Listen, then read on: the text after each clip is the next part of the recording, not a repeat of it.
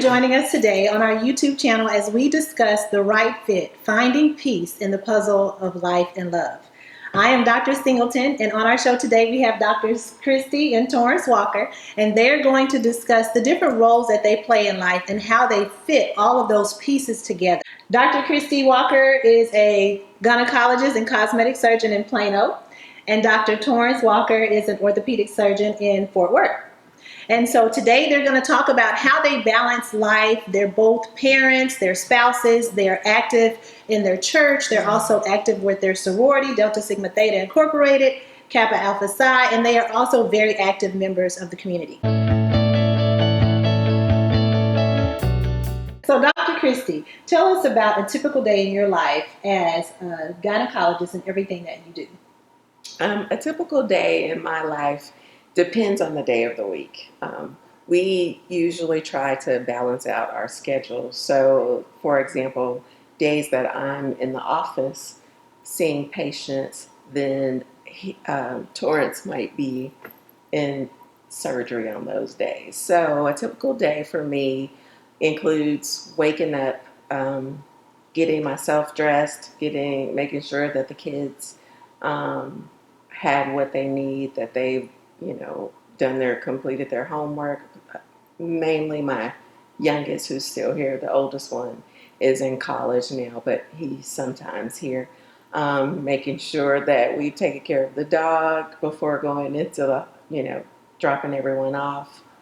That's followed by rounding on patients that may or may not be in the hospital.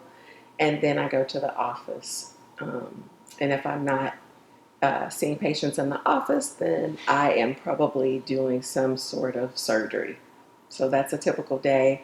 I come back in the evening and make sure homework is done, or working on homework. I cook, and then we find some time, to just downtime to talk or spend time with each other before bed, and then we do it all over again the next day. Thank you. Dr. Torrance, tell us about a typical day in your life. Typical day during the week is of course, work. Most of us work during the day. I alternate between either a day of surgery, or a day of operating, or a day of in-office work where I'm evaluating patients and helping them with their musculoskeletal problem. I primarily do hip and knee surgery, so I do joint replacements, arthroscopies, and things like that to help people with hip and knee problems. So if it's a surgery day, I start fairly early to get to work, 5 a.m. in the morning, and get up, and then start surgeries around 7. So that way they may go 10 to 12 hours a day, depending on how many surgeries I do. So that's a typical surgery day. Office day usually starts about 8 to 8:30, and it is the usual typical work day for most people, 8 to 5. Try to finish up. May or may not be hospital rounds, either early in the morning or afternoon. But then after work, and those are alternated, usually 3 days in the operating room and 2 days in the office. After work, I get home and try to unwind a bit. But most days I would say I beat my wife home. He does. So on those days I try to be a good husband and cook some. But he does. but sometimes it's just taking things out of the refrigerator and making sure everybody has something. But after that, we either unwind by watching a little TV, or we take a walk or something like that. So in my book, The Right Fit, I talk about a couple who in the beginning of their relationship, they did a lot of things together. They spent lots of time together, went on dates. And then afterward, they started having children. It was difficult because they kind of got into this mundane routine of work, children, and beginning to take each other for granted. So what are some things that you do to avoid taking each other for granted? Not taking each other for granted requires us to be intentional about making room and time and remembering, that when the kids are gone, this is, we got married because we were best friends, and when the kids are gone, we're still supposed to be best friends. So it does require intentionality. And so what I do is try to pay attention to Torrance, to take cues from the things that he likes or he mentions, and try to make those my interest. So before we started dating, I didn't like football at all. And so, but to watch me on Sunday, on a Sunday night football, you would never know the difference, because he's been, in high school we dated, so he played football in high school, and then after we finished, he was later, team position for university and high school football. So there we were again. So that's something that I do, and I think that's just it. I'm always thinking, like, what is it? How can we spend some time together? What kind of date we can go on, or what things that we can even do together, since our schedules are so busy. What is it? What ways can we work together? And so, um, volunteering for our church is great, because we can do that together. He works with one ministry and I work with another, and actually our whole family do. So we just kind of focus on doing things and intentionality. Dr. Torrance? Well, I would say, this busy lives and, with things going on, it's probably hard not to take something for granted. But you have to be conscious about it. You have to be, you have to know that, hey, it's an easy thing to slip into. And I think that's the first thing as far as about just recognizing, hey, that you can take the one you love for granted. And like Christy said, we're best friends. She's been my best friend. We've been knowing each other since the 6th grade. And, you do get in a little routine, mundane type of activity or routine every day. And then the things that we do, it makes us tired. I mean, we pretty much exhausted, usually by the evening. So what I like to do is, I like to have just a few minutes in the evening, just so that we can either unwind together. Like I said, we go on a walk, and I think that helps us stay connected to each other. I think that me, just like she says, she's interested in things that I like. I try to stay cognizant of the things that she likes. And I know shopping is one of those things that she loves to do, but it's just not my thing. It's just not my thing. but if I just keep my thoughts on her, I think that helps keep me from taking her for granted. I know I probably don't succeed in that all the time, so I would say I'm not the best role model probably in this manner. So we can work towards it. Yeah. The other thing that we do, I just thought about, is we schedule things. So when school is in, for example, on Sundays, we schedule our family meeting, and talk about what we're going to do for the week. And, that's the time where we have dinner or, just spend some time together. And then we'll schedule time during the week as well, in the, during the busy work week. So, like, for example, on Wednesdays, we have that on our schedule, and it's after Bible study, so that's the time that, we need to get together and meet, whether it's to talk about something or just, just to be together. So that's that. If not, we could easily fill that void, fill that time really, really quickly with all the things that we have going on. Wonderful, wonderful. Thank you so much for your input. And you mentioned several things that are in the book as far as scheduling meetings and taking time for one another. So that's great. I'm glad you pointed that out. So Dr. Torrance and Dr. Christy have shared some great ways to avoid taking each other for granted. For example, they take walks together, they attend sporting events, they even go shopping every once in a while, even though Dr. Torrance doesn't prefer that. But they look into each other and see what are some things that my spouse enjoys that I can actually engage in with them. So in the comment section, go ahead and type some things and nuggets and tips that you received from that to see what you can do to kind of add pizzazz into your relationships. And so now that we've talked about kind of your relationship with one another, how would you say you keep the spark in your relationship, not only with each other, but also with your children? A lot of the same thing, knowing what they like and what their needs are. So one child is into, engineering. He studies, he's focused, he's his own worst critic. And then the other one is artsy, he loves anything music related.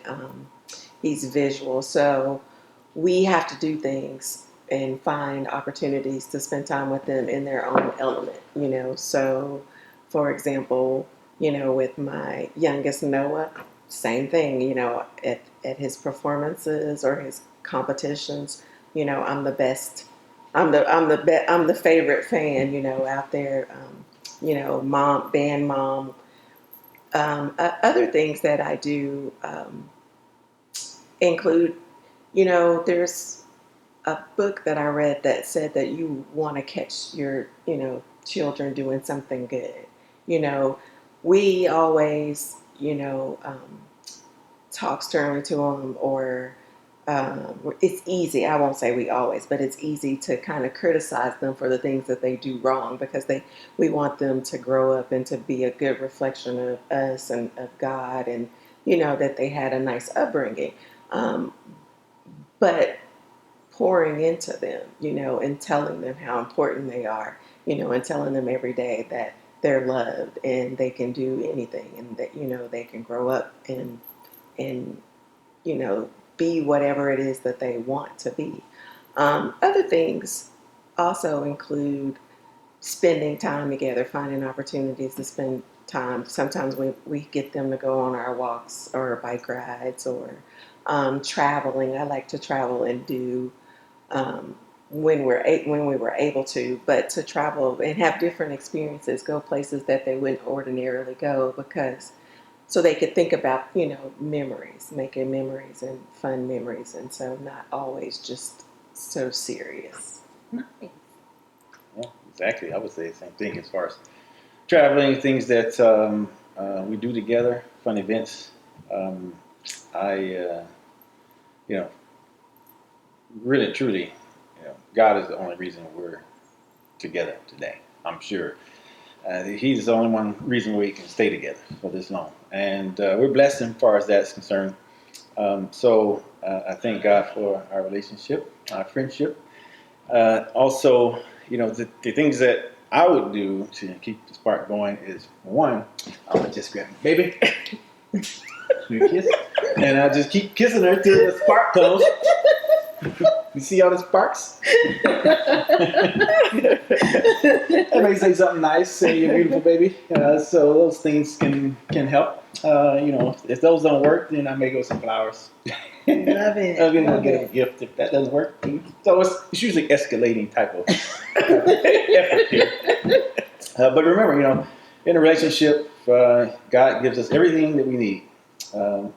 Just like in the Garden of Eden, they had everything they needed. They didn't need anything outside. So we do too. We just have to remember that. But I tell you, lately, we usually enjoy traveling. However, we haven't been able to. So what I've found that has kept the spark in our relationship is talking to each other. Really, just talking and listening. Sometimes we've had some deep conversations over this past area of time of isolation. So those have been refreshing for me, and I think that those help us stay connected and keep the spark going. And just sitting there listening and enjoying each other. I think that those are important things. So I found that that's lately has been enjoyable just as much as traveling or doing some other things. try to get them out and play sports sometimes too.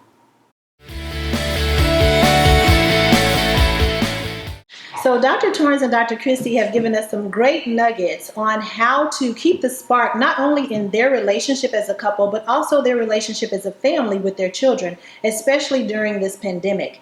He told us about walking together, talking together, deep conversations, physical touch, hugging, kissing. And so in the comment section, tell us some things that you've been doing in your household to keep the spark in your relationships with those that you live with during this pandemic.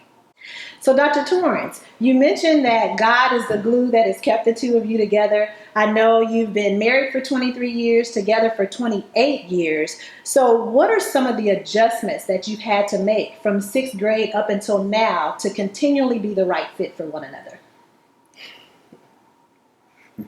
Yeah, well, it's prayer. Prayer is a big adjustment. One, I think the biggest, one of the other bigger things for me is patience. I've had to really learn patience. I'm a person who likes to think and talk less and do more, whereas Christy, is more of a person who likes all the details up front, like a lot of planning. So I have to adjust and balance that out, because that's a big thing. I'm ready to go, and I can be ready in a minute. Whereas she has to make sure everything's detailed and correct first before we take off, and which is good for me, because sometimes I can forget some things, and I can overlook some things. One of the other things that we have done throughout our marriage and is sought help from a counselor. Sometimes counseling can help in those sticky points where we kind of both agree, we just don't agree in the same way, and counseling can help kind of delineate or help us kind of resolve some of those issues like that. So I think those are some of the bigger adjustments. Mm-hmm. Yeah. Yeah, and when we were in grade school, high school, we didn't have children, responsibilities, a job, So when we first started dating, we just, after we finished our homework, we just, talked on the phone, held the phone, And so through med school and residency, the biggest adjustment for me was time. That time, like if this is my best friend, I can't get to him when I want to, because he's on call or he's at the hospital, and so adjusting to that was challenging, initially, and then with the kids, and so just being able to just plan, and then when you're spending time away, then yes. There are other things, you have other people around, and so you change, your needs change, you as an individual change, the language that you speak changes, even. So, for example, he used to tell me, because we would always be rushed in, residency, he was like, okay, you got like 30 seconds to like say all of what you need to say really quickly. And so he had to learn that I needed more than 30 seconds. So, adjusting to listening, and just getting used to being, away, and then with other things and other people, and, which are good things, is what, everyone wants, but just planning and, just continuing to make that time for each other and for our family. Yeah, and then things move in seasons too. I mean, sometimes of the year we're really busy with practices and our patient care, and so we have to be aware of that for each other, and but other times of the year we're okay. We have more time for each other, so you just have to understand that things kind of move in cycles. Mm-hmm. So I think that helps. And another adjustment for me is my profession. When I initially got out, I practiced traditional, obstetrics, gynecology. Babies come whenever they want to. Literally, I could be cooking dinner, and have to go and deliver a baby, break water. I think once we were on our way to a gala, and I was just like, let me go and deliver this baby really quickly. He's looking at me like, are you crazy? But being able to do the cosmetic surgery fellowship allowed me to replace that, to get that time back so that I'm not out in, all different hours. I have more of a fixed schedule now as well. And so that was an adjustment that I wanted to make, and he actually encouraged me to do it and to fulfill it because I didn't believe in myself at the time, and so he believed in me and encouraged me, and I went back and did it, and so um, I'm, I'm happy for it now. So that change is good.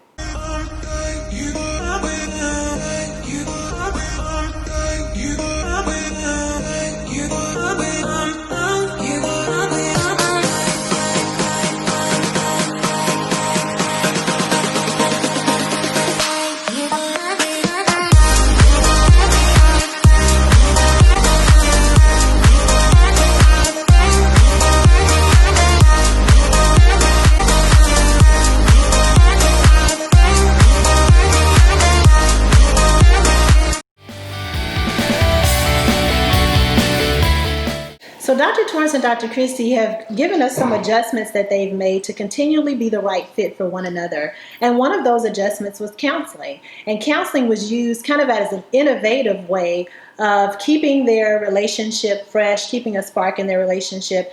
You don't have to wait until something is wrong to go to counseling. You can actually get innovative ideas and innovative strategies on how to continuously enhance your life and your relationships. So with that being said, what other strategies do you use to kind of balance all of the roles as a wife, as a mother, as an active member of your sorority, an active member of your church, and a community leader? Time management. that's that's key. Otherwise, I could fly easily by the seat of my pants. So usually on Sundays, we'll sit together as a family and try to go through the schedule and see what everyone has on the schedule.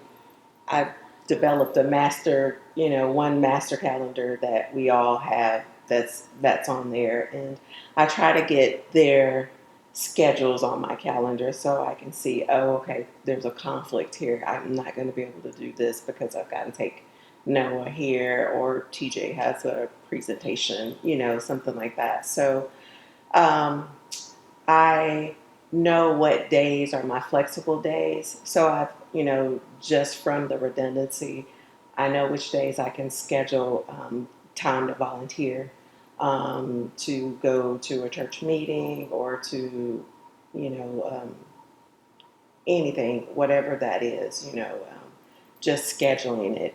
And then what the organizations or whatever that is that I'm volunteering or a part of provides is philanthropy, giving, doing, servant. I feel like that's what God has called me to do, and so that's just who I am.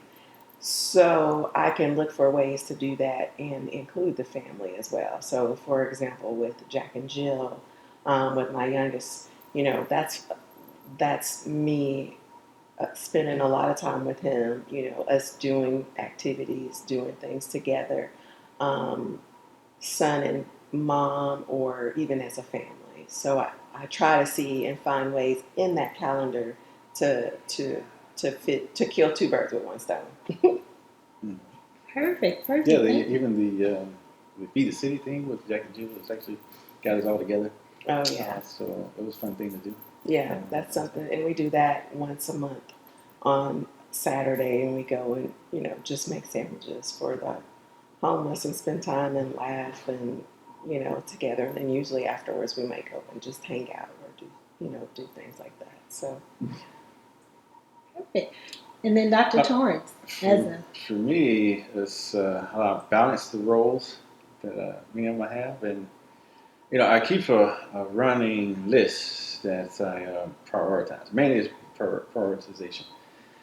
It's God, spouse, family, it's church, it's work, and so it's a running list of priority things, and so uh, I, you know, work of course takes up a lot of time during the day, my profession. But I think part of my profession is my calling, just like Christy says, her ministry. So and that helps. But prioritizing those things that are important to me in my life is the way I keep a good balance, I believe. Of course, the individual and personal recreational things that I like to do, I keep them last, and sometimes I have to, really schedule those when everyone else is doing something else. So, which can easily be done now, because she's busy and boys, can get into their world. But in order to break out of that, I have to. I usually try to consciously go down that list. You mentioned counseling.